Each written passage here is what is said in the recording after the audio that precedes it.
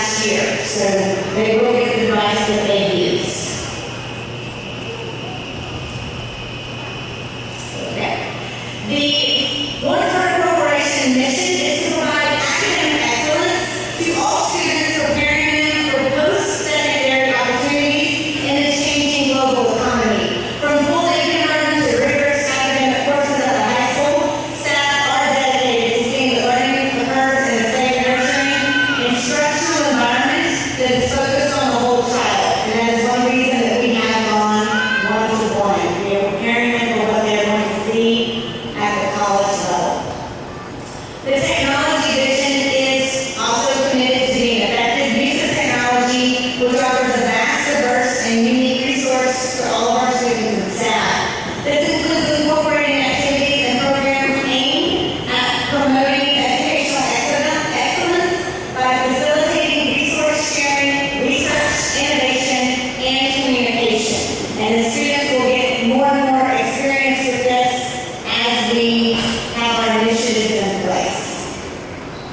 Shared responsibility. Students have responsibilities as well as parents and schools personnel for effectively implementing and reinforcing the internet as an educational tool. They need to have self-discipline, responsibility, and cooperation, and they are encouraged for efficient operation for the technology environment. Within their agenda, they do have the acceptable use policies overview, and we did discuss it during our handbook meetings today, where we talked about appropriate use of the internet.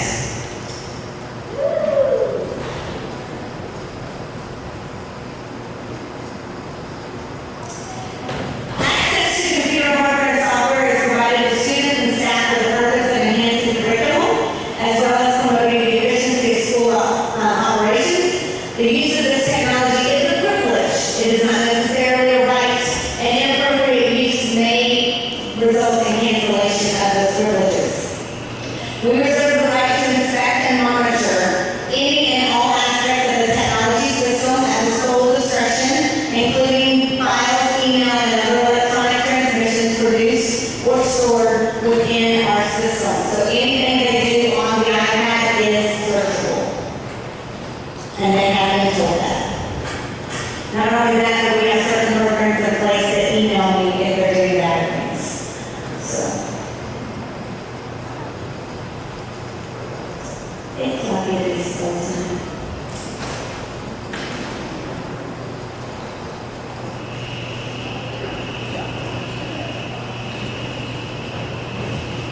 Okay, user information. They are permitted to take their iPads home daily. That is different for the students that came over from CES. So the iPads will go home daily. That does add a component that they have to charge them. We discussed in detail today that requires electricity, and they actually have to plug it in for it to be charged. The charging of the iPad needs to occur at home. They will be shown how to use them properly. Teachers will continue to teach them how to use the iPad effectively. Failure to charge the iPads at home could eventually run into disciplinary action here. It's no different than coming to class without your textbook. So they need to have a charged iPad with them at all times. If they charge it every night, it should stay charged during the day. The students will either have an iPad 4 or an iPad Air, which I will talk about in a moment when it comes to the paperwork for the insurance. The lines that you want are the iPad 4s or the iPad Airs. The minis are LPS, so all the other iPads are us. The OtterBox Defender Series case is what it is protected by. All iPads are assigned an asset number, it's the 5 or 6 digit number on the back of the iPad.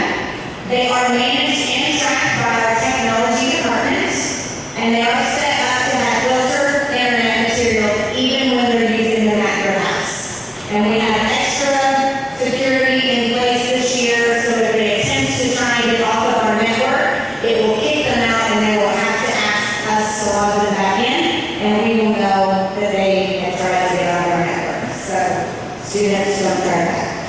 iPad rules for students. They need to be careful. They are in an honor box, but they still need to be very careful when they're carrying their iPad. They should not be walking and working on their iPad at the same time.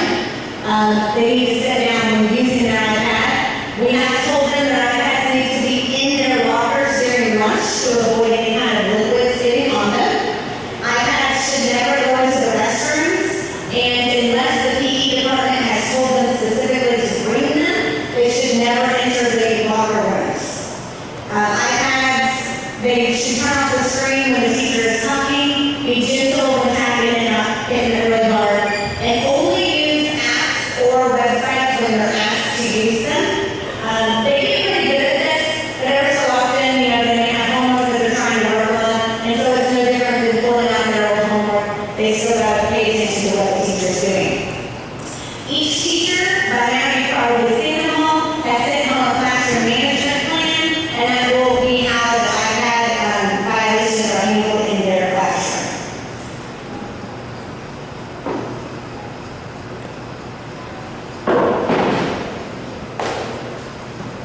I feel like I need to do stand-up comedy. Okay, iPad rules. Again, I cannot stress this enough. The fully charged iPad is the vital part of the program working. iPads should be turned off and face down unless requested to be on. They should not be on during passing periods. No game playing during the school day. No sending messages, social networking. They should be taken to lunch, and they should be in their personal locker that is securely locked. So at no point should the iPad not be in their possession.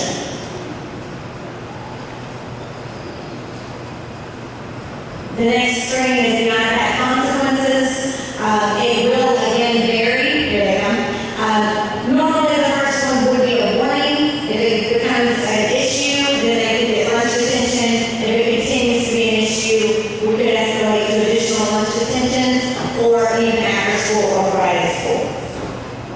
Usually the after school and Friday school is for misuse, not just a non-charged one. Okay, so these are the new features of the one-to-one. So all the stuff that you just heard was if you came last year, that was all kind of a repeat. But these are the new things. Last year we were on a program called My Big Campus. This year we are a Google school, and we call it Mapping, which is Google Apps for Education. We will have Google Drive, which is no more lost data. It saves it, and then you can go back in and type when it's on the internet.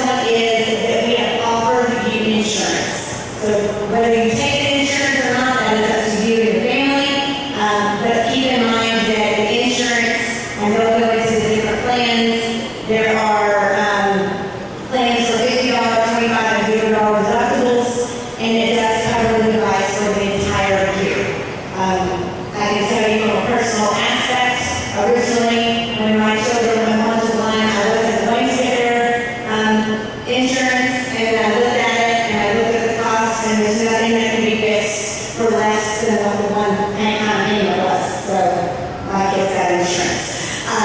But anyways, the paperwork that you have out there, you don't necessarily have to fill out that paperwork. The reason we made the copy is when you get the device on Monday, you go Tuesday, whatever day we give them out, you will get the serial number. At that point, you can then get the insurance, and you can actually do it online. So you don't have to do all the paperwork, but we gave you the copy of the paperwork so that you can have all the information. The most important part is there is a code on there. Do you know what the code is? Oh, it's right behind my head. Sorry. It's Elbert IN. So if you use that code, then you will get the Elbert pricing. So make sure you put that code in when you do the insurance, if you choose to do it.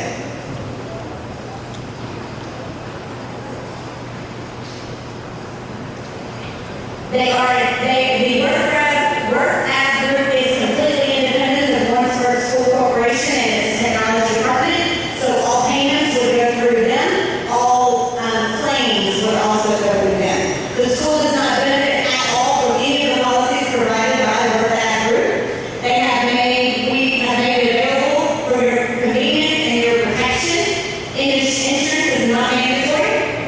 If you are declining insurance, then you are taking 100% responsibility for all the non-warranty repair costs on the device. Device repair and billing.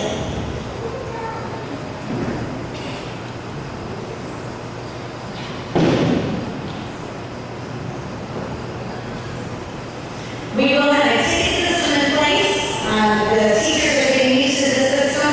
It's pretty easy to fill out. The student just kind of puts their information in, and we have a great group of students over in high school that will help us get a new iPad in their hand until their other one is fixed. It's called a loaner iPad, so there will be no hindering since we're on the Google Drive. All of the documents can be shared. The techs will evaluate and fix repairs on site whenever possible. Insurance repairs will be sent from the tech office on behalf of the student, and non-insurance repairs will be fixed in-house and sent out to repair if necessary. And again, on the repairs, we charge you exactly what we are charged. We do not charge any additional pricing. To be more efficient in repairing iPads and to keep a better inventory and maintain our technology integrity, to continue the advancement of education, we will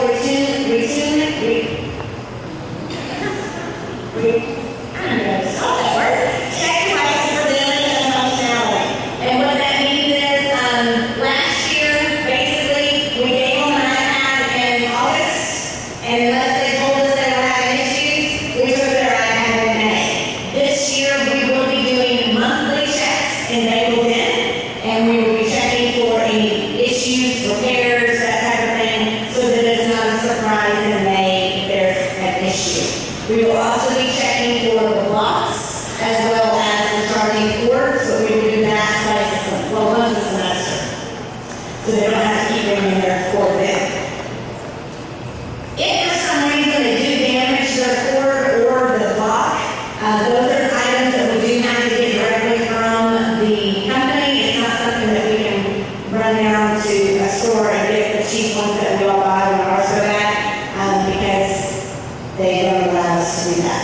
If there is a cost incurred in repairing a damaged device, it is the technology department's commitment and legal obligation to provide repairs with reliable parts and companies at current market cost. Again, we make no profits on any of our repairs. If you opt out to not select insurance, repair costs will be communicated through the school office as soon as it is known.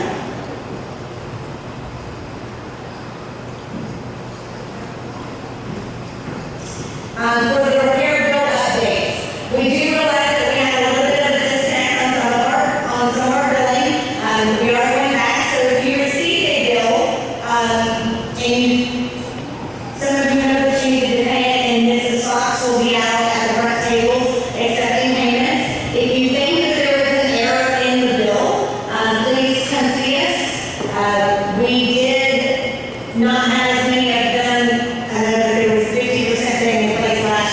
didn't have as much of an issue with that. So if you have questions about the bills, please come see us at the front where the laptops are.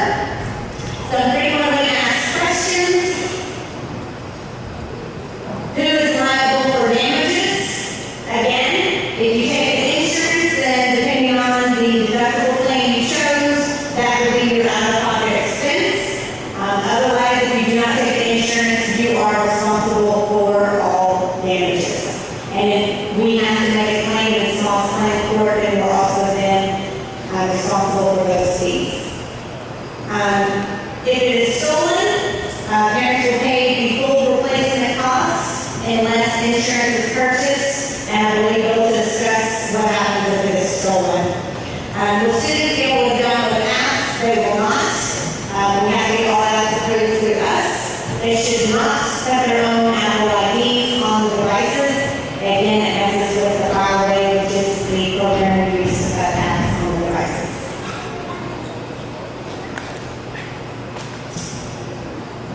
How will one student tell an iPad from another? They all do look exactly alike. You'd be surprised how quickly they learn about this number one fact. But also they can change their screensaver. Students, do they need internet access at home? That's a big question we're asked every year.